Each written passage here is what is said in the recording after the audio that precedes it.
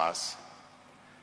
We thank you for your service to our departed brother, and we thank you for your service to humanity. We want to thank all those who have come here to mourn with the Magoha family and to wish as well. Thank you all for coming. Let me dispose of one minor detail. I served with Professor Magoha in the same cabinet, but my relationship with the Magoha family dates back some 83 years ago, when my mother became an orphan and his Mama Sarah, that is the mother of Magoha, who took in my mother and brought my mother up.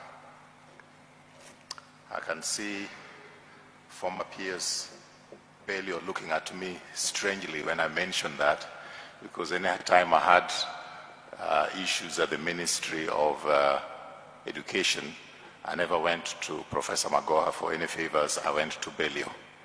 And I never told you that your boss was my cousin. Don't think that even Dr. Former head of public service, Dr. Kinyua, knew that. And I'm glad you didn't know, because maybe you would not have appointed him CS, because you would not have accepted a situation in which two cousins serve in the same cabinet.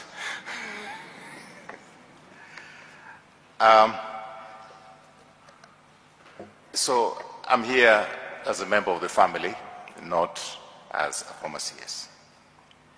But I'd like to acknowledge the distinguished presence with us here today, members of the current government, CS Njuguna Ndungu of Treasury, CS Ezekiel Machogu of the Ministry of Education, CS Eliud Owalo, and I also like to acknowledge the former CSs who are here, CS Amina Mohammed, CS Rachel Omamo, CS Betty Maina, CS Farida Karune, who will be giving a tribute on behalf of us, his former colleagues.